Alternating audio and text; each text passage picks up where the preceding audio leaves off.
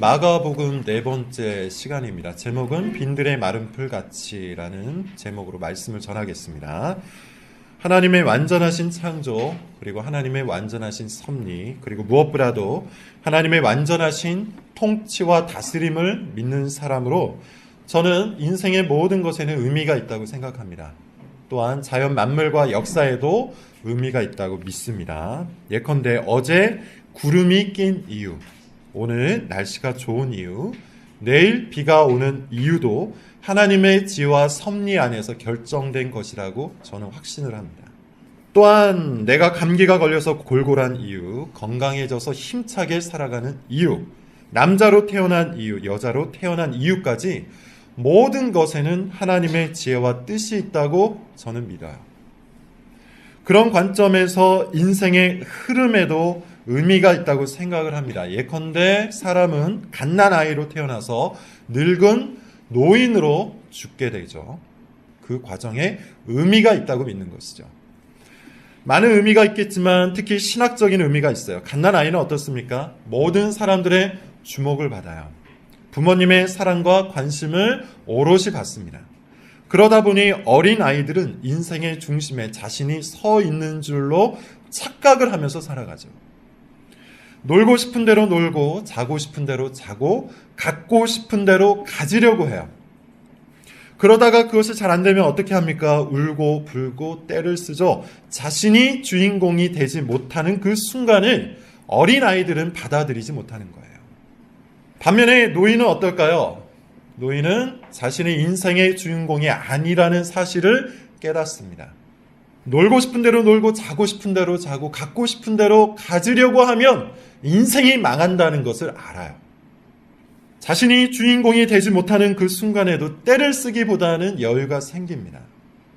그것을 당연한 것으로 받아들였기 때문이죠. 노인은 자신의 한계를 분명히 압니다. 죽음이 몇 발짝 앞에 있기 때문에 인생의 유한함을 누구보다도 잘 알기 때문이에요. 자기 몸조차 자기 뜻대로 움직이지 못할 때는 사람이 이것밖에 안 되는 존재라는 것을 잘 알게 됩니다. 무엇보다 사람과의 관계가 자기 멋대로 자기 뜻대로 되지 않는다는 것을 절감해요.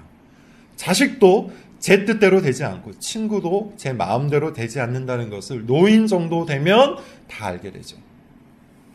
저는 중년의 나이, 이제 조금 더 노인의 나이에 접근해 있는 사람으로 이것을 점점 더 많이 깨닫습니다. 인생의 주인공은 내가 아닙니다. 그러면서 이런 생각을 하게 되죠. 하나님은 왜 사람의 인생을 이렇게 만들어 놓으셨을까? 왜 인생의 주인공이 자기 자신이라고 생각하는 어린 아이에서 자기 몸조차 제대로 움직일 수 없는 노인에 이르도록 인생의 과정을 설계해 놓으셨을까? 그 의미가 무엇일까? 이런 생각을 한번 해봤어요. 그 의미가 무엇일까요? 우리가 어떤 존재인지 알고 하나님 앞에 나아오도록 그렇게 인생을 설계해 놓으신 거예요. 저는 그렇게 생각을 합니다. 몸이 노쇠할수록 우리는 우리의 한계를 체험하게 되죠. 외모가 빛을 잃습니다. 탄탄한 육체가 흘러내립니다. 날카로웠던 지성이 둔탁해집니다. 그러면서 자기 자신에 대한 믿음도 함께 상실해 가는 것이죠. 우리는 우리의 신체를 보면서 노쇠해지고 무너져가는 우리의 신체를 보면서 이것을 충분히 묵상해 낼 수가 있어요. 동시에 우리가 하나님께 의존적인 존재라는 것을 정말로 깨달을 수가 있게 되죠. 물론 죄인들은 이것을 깨닫지 못합니다. 신자들만 깨닫는 인생의 신비예요. 죄인들은 나이 먹었다고 그와 같이 더 겸손해지기보다는 오히려 더 대접을 받으려고 하죠. 더 대단한 척을 하려고 하고 더 탁월한 척을 하려고 해요. 죄인들은 육체적인 한계를 돈과 명예와 권력과 그리고 살아온 세월로 메우려고 발버둥을 칩니다. 그래서 흔히들 이런 노인들, 이런 나이 먹은 사람들을 꼰대라고 하죠. 이것이 죄인의 특징이에요. 죄인들은 절대로 자기 한계를 인정하지 않아요. 이것은 오늘 본문에 있는 용어, 단어로 바꾸어 볼 수가 있는데 죄인들은 자신들이 광야에 있다는 사실을 받아들이려고 하지 않습니다. 사실 광야로 나오려고 하지도 않죠. 왕궁과 성전을 찾아서 달려가요. 사람들의 주목을 받을 수 있는 곳, 인생의 주인공이 될 수 있는 곳, 내가 가장 빛날 수 있는 곳을 향해 부지런히 달려간다는 것이죠. 광야는 쳐다보지도 않습니다. 반면에 신앙인은 어떨까요? 신앙이 있는 사람은 일부러 찾아가지 않아도 지금 자기가 서 있는 곳이 광야라는 사실을 깨달아요. 인생의 한계를 깨닫고 삶의 유한함을 볼 줄 안다는 겁니다. 그런 지혜가 생겨나요. 인생의 주인공이 처음부터 내가 아니었다는 사실을 깨닫게 된다는 것이죠. 깨질 수밖에 없고 실패할 수밖에 없고 끝내 죽을 수밖에 없는 인생, 그것이 지금 바로 자신이 살아가고 있는 광야 같은 인생이라는 것을 받아들이게 된다는 겁니다.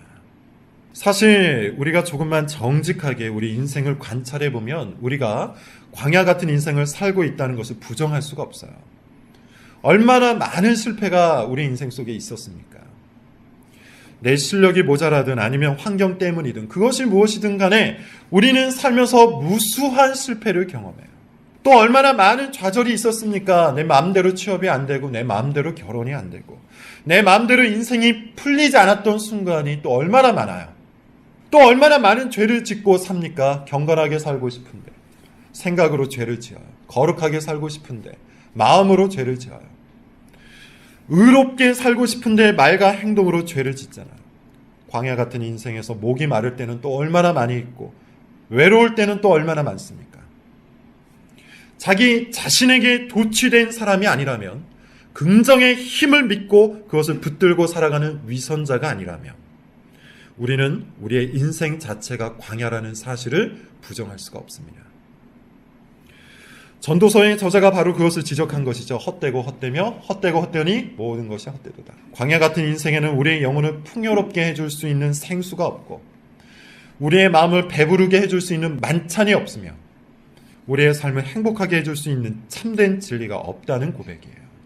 인생의 주인공은 우리가 아니고 우리가 서 있는 곳은 중심지가 아니라 광야입니다.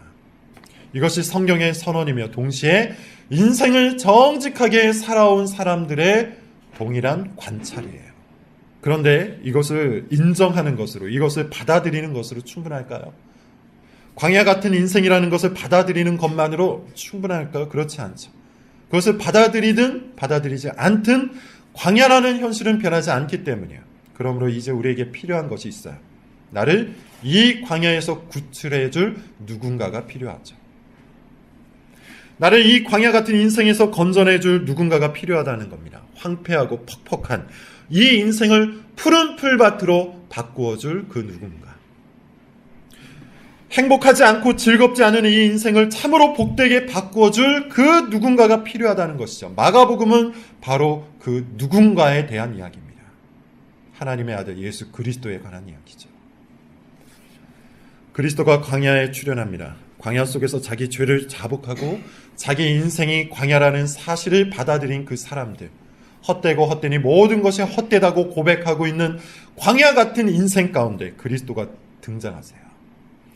첫 번째 등장부터 긴장감이 넘치죠. 마가는 그 등장을 이와 같이 표현을 합니다. 9절을 한번 읽어봅시다. 9절입니다. 오늘 본문. 자, 시작. 그때 예수께서 갈릴리 나사렛으로부터 와서 요단강에서 요한에게 세례를 받으시고. 마가는 예수님이 어디에서 왔다고 말을 하고 있죠? 갈릴리 나사렛에서 왔다고 해요. 당시 갈릴리는 이스라엘의 중심 지역이 아니었습니다. 사실 역사적으로 한 번도 중심 지역이 된 적이 없어요. 이방 지역과 접경지대였기 때문이기도 했고 당시에는 로마를 본뜬 여러 도시들이 있었기 때문에 정통 이스라엘 사람들 입장에서 갈릴리는 철저히 변방이었어요. 아무래도 이스라엘의 중심 지역은 유대 지역 예루살렘이었습니다. 여기에 로마 총독부가 있었고 헤롯 왕궁이 있었으며 예루살렘 성전이 있었기 때문이죠. 따라서 광야 같은 인생을 뒤집을 그 누군가, 곧 구원자는 유대 예루살렘으로부터 왔어야 한다고 생각을 했습니다. 적어도 당시 사람들은 그렇게 생각했을 거예요. 그런데 예수님은 그 예루살렘이 아니라 나사렛으로부터 오셨어요. 지역으로만 보면요, 이것은 참 묘한 대조입니다. 세례 요한에게 회개를 받으려고 찾아온 사람들은 다 어디에서 왔습니까? 5절을 한번 보세요. 다 어디에서부터 왔죠? 온 유대 지방과 예루살렘 사람이 다 나아가라고 해요. 이스라엘의 중심 지역에 사는 사람들이 광야로 찾아온 거예요. 반면에 이 광야에 찾아온 광야 같은 인생을 살고 있는 사람들, 그들을 구출해줄, 그들을 건져내줄 구원자는 어디에서 왔습니까? 갈릴리 나사렛으로부터 왔어요. 여기서 우리는 신앙의 묘미를 찾아낼 수가 있습니다. 많은 사람들이 자기 인생의 행복과 의미를 위해서 중심지를 향해서 뛰어가죠. 중심지, 어떤 곳입니까? 제일 높은 곳이죠. 제일 사람들이 많은 곳입니다. 제일 사람들이 주목하는 곳이에요. 그곳을 향해서 사람들은 뛰어가요. 그곳에 가면 행복이 있고 의미가 있고 만족이 있을 것이라고 믿기 때문이에요. 그런데 정작 그곳에 가면 어떻습니까? 행복할 시간이 없죠. 의미를 찾을 시간이 없고 만족을 누릴 시간이 없어요. 엄청나게 바쁘고 엄청나게 경쟁적이고 엄청나게 스트레스를 받는 곳입니다. 정치계, 연예계, 경제계를 보면 알 수가 있죠. 정치는 권력이라고 할 수 있어요. 제일 높은 곳이죠. 경제는 돈이라고 할 수가 있습니다. 가장 많은 것들을 가지고 있는 곳이죠. 연예계는 어떤 곳입니까? 인기라고 할 수 있는데 거기는 사람들의 주목을 받을 수 있는 곳이에요. 정치계, 연예계, 경제계, 거기에 진정한 행복과 의미를 발견하고자 많은 사람들이 찾아가는데 과연 거기에 그것이 있었습니까? 거기에 그것이 있을까요? 최근에 쏟아지는 기사들을 보면 거기에서 사람들이 쾌락은 즐기는 것 같은데 행복은 누리지 못하는 것 같아요. 게다가 그 쾌락의 끝은 멸망이라는 것을 우리는 요즘 기사를 통해서 아주 정확하게 목격하고 있잖아요. 중심에 섰다고 좋아하는 사람들이 많지만 순간일 뿐입니다. 정신을 차려보면 자신이 서 있는 곳이 광야라는 것을 발견할 수밖에 없어요. 돈과 권력과 명예와 인기, 더 나아가 그것으로부터 찾아오는 쾌락은 참된 만족과 행복과 의미를 줄 수가 없어요. 성경은 그것을 일관적으로 말하고 있어요. 신앙은 거기에서 우리의 구원자를 찾을 수 없다는 것을 발견하는 것이에요. 그것이 신앙이에요. 우리의 구원자는 중심지에 있지 않습니다. 가장 높은 곳, 가장 많은 곳, 가장 주목받는 곳에 구원자가 있지 않아요. 구원자는 어디에 있습니까? 오늘 본문은 광야에 있다고 해요. 우리의 구원자는 화려한 중심지에 있지 않고 초라한 변방에 있습니다. 그러므로 우리는 화려함에서 눈을 돌려야 돼요. 중심부에서 눈을 돌려야 합니다. 돈이 모여있고 권력과 명예가 모여있는 곳에서 눈을 돌릴 때 우리는 비로소 변방으로부터 광야에 찾아오신 예수 그리스도를 만날 수가 있는 거예요. 여러분, 이것은 우리의 본성과 정말로 안 맞는 것이죠. 그렇지만 성경이 정말 끊임없이 이야기하는 바입니다. 이것이야말로 신앙의 특징이기 때문이에요. 신앙은 인간들이 만들어온 열정 속에서 발견되는 것이 아니에요. 신앙은 사람들이 주도하고 있는 그 뜨거운 열기 속에서는 절대로 발견되지가 않는 겁니다. 신앙과 자기 주도라는 말은 그 자체로 이미 모순이에요. 왜 그렇죠? 신앙은 내가 하나님께 의존된 존재라는 것을 알고 그렇게 사는 것이기 때문이에요. 그런 의미에서 신앙인은 수동적 존재입니다. 우리 예수님이 그것을 몸소 보여주셨는데 9절 뒷부분을 한번 보세요. 예수님이 요한에게 세례를 받으시죠. 이때 사용된 단어가 에바티스테라는 헬라어인데 수동형 동사라고 해요. 누구보다도 능동적이셔야 하는 하나님의 아들께서 사람에게 세례를 받는 수동적인 행위를 하신 거예요. 이것은 당시에 하나님의 아들이라고 칭해진 로마 황제와 완전히 다른 모습인 것이죠. 로마 황제는 세상을 주도하는 유일한 절대자, 자기 세상을 자기 결정권을 갖고 다스리는 유일한 주도자였어요. 그 누구도 로마 황제를 수동적 존재로 만들 수가 없었습니다. 이것은 로마의 문화도 마찬가지예요. 로마 최고의 가치는 힘이에요. 로마는 힘을 갖고 세상을 정복했고요. 힘에 의해서 서열이 정리되었고 힘을 숭배하는 사회였고 문화였어요. 심지어 검투사 노예 중에 최고의 실력자는 노예에서 해방시켜 주기도 했죠. 힘 있는 자였기 때문이에요. 경쟁에서 승리를 한 사람이었기 때문입니다. 그러므로 로마의 복음, 하나님의 아들 로마 황제의 복음은 힘이었고, 이 복음을 만난 사람은 능동적 존재가 되고자 발버둥을 치며 살았어요. 그것이 로마가 전달하는 복음이에요.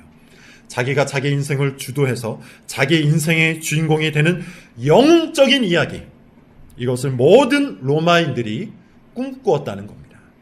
오늘날의 복음도 다르지 않죠. 많은 사람들이 주도적 인물이 되고자 합니다. 능동적 인물, 자기의 결정권을 가지고 살아가는 주체적 인물이 되려고 몸부림을 치며 경쟁적으로 살아가죠. 이런 인물이 되기 위해 필수적인 요소가 바로 힘입니다.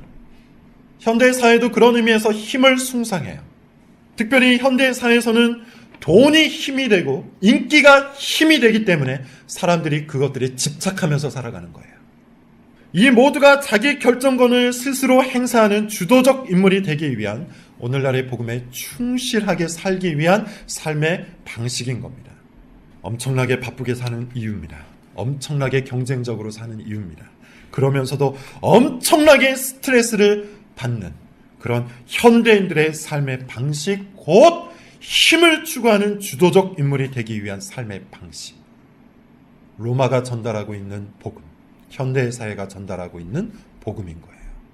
하나님의 아들 예수 그리스도의 복음은 이와 같은 삶의 방식을 정면으로 거부합니다. 거기에는 진정한 만족과 행복이 없기 때문이에요. 그것은 신기루에 불과할 뿐이에요. 예수 그리스도의 복음은 우리가 샘 곁에 붙어 있어야만 열매를 맺을 수 있는 나무라는 사실을 깨닫는 거예요. 물고기는 물속에서만 살 수 있듯이 우리는 하나님 안에서만 살 수 있다는 사실을 진심으로 받아들이는 거예요. 그렇게 우리는 하나님의 의존적인 존재, 하나님 앞에서 수동적 존재라는 것을 깨닫는 것, 이것이 신앙인 것이죠.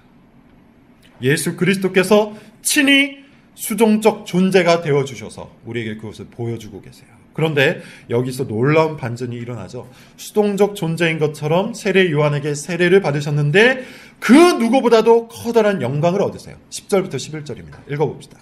자, 시작. 곧 물에서 올라오시되 하늘의 갈라짐과 성령의 비둘기 같이 자기에게 내려오심을 보시더니 하늘로부터 소리가 나기를 너는 내 사랑하는 아들이라 내가 너를 기뻐하노라 하십니다. 어떤 학자는 이 본문을 왕의 대관식이라고 표현하기도 합니다. 하늘이 열리고 성령이 오시고 성부께서 선언하세요. 이는 내 사랑하는 아들이려 내가 너를 기뻐하노라. 로마의 관점에서 볼 때는 가장 어리석고 유약한 행동이 뭘까요? 순종이에요. 그러나 하늘의 관점에서는 이것이야말로 가장 탁월한 행동입니다. 현대 사회의 관점에서 볼 때 순종은 전 근대적인 행위죠.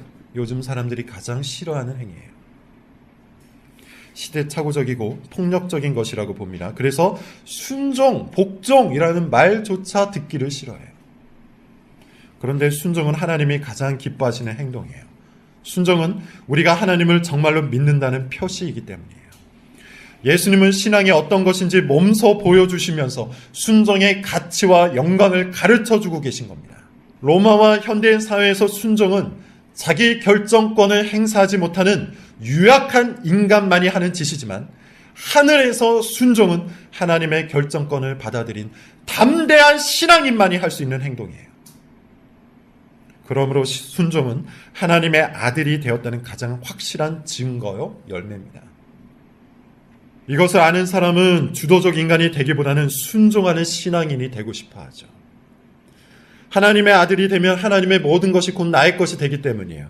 광야에서 꽃이 피고 물이 나오고 먹을 것이 풍성하게 되는 기적이 하늘에서부터 시작된다는 것을 알기 때문이죠. 순종하는 사람만이 아는 영광과 기쁨과 행복이 있습니다. 자, 예수님은 이것을 한 번 더 반복해서 보여주시는데요. 12절입니다. 같이 한번 읽어볼게요. 자, 시작. 성령이 곧 예수를 성령께서 예수님을 어디로 데려가시죠? 광야로 데려가세요. 이때 사용된 단어가 에크발로입니다. 에크발로라는 헬러어인데 이것은 무엇인가를 강제로 시킨다는 뜻이 있어요. 즉 예수님은 성령님이 시키시는 대로, 이끄시는 대로 광야까지 따라갔다는 뜻이에요. 여기서도 예수님은 수동적 존재가 되시죠. 물론 수동적 존재가 된다는 것은 유쾌한 일이 아닙니다. 앞서 말한 것처럼 죄인들은 수동적 존재가 되고 싶어 하지 않아요. 남이 시키는 일을 해야 한다는 것, 남의 권위에 복종해야 한다는 것, 이것은 왠지 나의 주체성을 잃는 것 같고 나의 자아를 상실하는 것처럼 느껴지기 때문이에요. 그런 느낌이 들기 때문인데요. 이 느낌이 맞습니다. 왜냐하면 타고난 죄인들은 이것을 아주 싫어하기 때문이죠. 에덴을 한번 생각해 보세요. 아담과 하와가 왜 타락을 했습니까? 복종하기 싫어서 타락을 했죠. 스스로 결정권을 행사하고 싶어서 타락을 했어요. 하나님께서 요구하신 순종은 모든 것을 먹되 선악과를 먹지 말라는 것이었습니다. 반면에 아담과 하와는 그것조차도 순종하기 싫어했죠. 시키는 대로 하고 싶지 않았던 겁니다. 자기가 자기 인생의 결정권자가 되고 싶어 했던 거예요. 왜 내가 남의 권위에 복종해야 하는지 이해가 되지 않았던 겁니다. 이것이 타락의 시작이에요. 이 본성은 정말 처절하게 모든 사람들에게 유전되었습니다. 출애굽 시대를 한번 생각해 볼까요? 하나님께서 커다란 기적으로 당시 제국이었던 애굽에서 구출해 주셨어요. 그리고 포로에 불과했던, 그리고 떠돌이에 불과했던 이스라엘 민족의 왕이 되어 주셨어요. 먹여 주셨고 재워 주셨고 돌봐 주셨습니다. 더 나아가 다른 나라처럼 법도 주셨죠. 그것이 십계명이에요. 당연히 이스라엘 백성들은 왕이신 하나님께 순종해야 했습니다. 그런데 광야를 떠돌던 이스라엘 백성들이 어떠했습니까? 불순종을 했죠. 끊임없이 불순종을 했어요. 정말 끊임없이 권위에 도전을 합니다. 미리암과 아론이 모세의 권위에 도전을 해요. 그러다가 나병 환자가 됩니다. 고라 자손을 중심으로 또한 모세와 아론의 권위에 도전을 하죠. 그러다가 땅이 그들을 삼켜버립니다. 이 사건 때문에 이스라엘 백성들이 다시 모세의 권위에 도전을 해요. 그러다가 수많은 사람들이 전염병으로 죽어요. 심지어 모세도 하나님의 권위에 순종하지 못해서 가나안 땅에 들어가지 못합니다. 광야 속 이스라엘 백성들은 철저히 순종하는 일에 실패해버려요. 순종하기 싫어하는 본성은 죄인의 전형적인 특징이에요. 권위에 도전하고 교훈을 거부하고 훈계와 책망을 외면하는 본성, 그것이 죄인의 본성입니다. 이 유쾌하지 못한 행위를 하기가 싫어서 사람들은 계속 높은 곳에 올라가려고 발버둥을 치며 사는 것이죠. 팀장이 되면 좀 더 순종하지 않아도 되고, 과장이 되면 더 순종하지 않아도 되고, 부장이 되면 이제 순종하기보다는 지배할 수 있으니까 높은 곳에 올라가고자 자기 인생의 목적을 거기에 두고 발버둥을 치며 사는 겁니다. 가능한 더 빨리 그렇게 되고 싶어서 미친 듯이 일하는 것이죠. 이런 본성은 교회 안에서도 그대로 드러나요. 예수님이 나를 위해 죽으셔서 내 죄를 사했다는 말은 아주 좋아합니다. 여기에는 거부감이 없어요. 불쾌할 만한 이야기가 하나도 없기 때문이죠. 그런데 이제 그리스도의 몸이 되어서 교회의 교훈과 치리에 순종해야 한다는 말을 하면 아주 싫어합니다. 갑자기 불쾌해지는 거예요. 이런 사람은 사실 본성이 고쳐지지 않은 것이죠. 그리스도의 복음을 참으로 믿지 않을 가능성이 굉장히 높은 거예요. 왜냐하면 계속해서 말하고 있는 것처럼 신앙이라는 것은 그 특성상 우리의 본성 속에 의존성이 생기는 것이기 때문이에요. 그래서 순종하는 사람이 되어가는 것이 신앙의 특징입니다. 예수님은 참된 신앙의 특징을 이와 같이 몸소 보여주고 계십니다. 심지어 성령님의 인도하심을 따라갔더니 그곳이 어디입니까? 좋은 곳도 아니에요. 광야였어요. 그런데도 예수님은 순종하셨어요. 집도 없고 먹을 것도 없고 사람도 없는 모래바람과 뜨거운 햇볕과 무서운 짐승들이 있는 광야. 그런데 그곳까지 순종하셨어요. 중심지가 아니라 변방이었고 화려한 곳이 아니라 광야였음에도 불구하고 예수 그리스도께서는 철저히 순종하는 수동적 인생을 사셨다는 겁니다. 심지어 거기에는 사탄이 있었죠. 시험을 했어요. 마태는 그것을 자세히 말하지만 마가는 그 시험의 내용에는 관심이 없었습니다. 그저 시험이 끝난 뒤에 들짐승과 함께 계시고 천사들이 수정을 했다고만 기록해요. 의미가 있겠죠. 13절을 한번 읽어봅시다. 자, 시작. 광야에서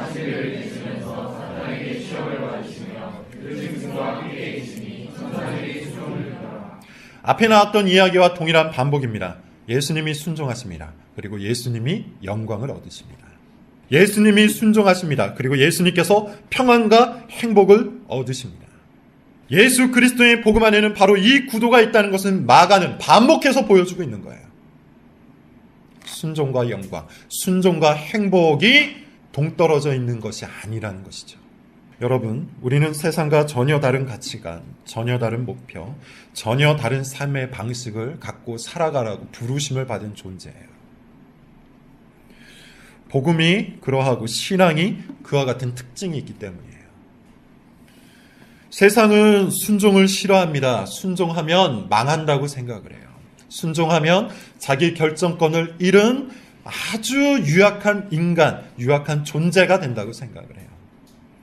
그러나 성도는 순종을 좋아합니다. 순종하면 영광을 얻는다는 사실을 알기 때문이죠.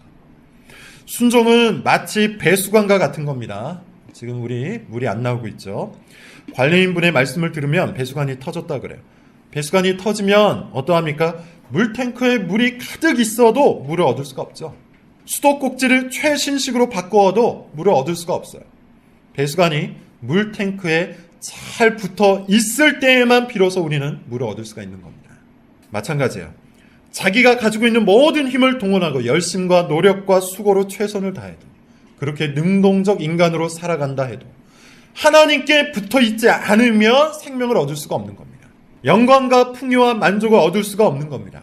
하나님이 이 모든 것을 갖고 계신 물탱크가 되시기 때문이에요.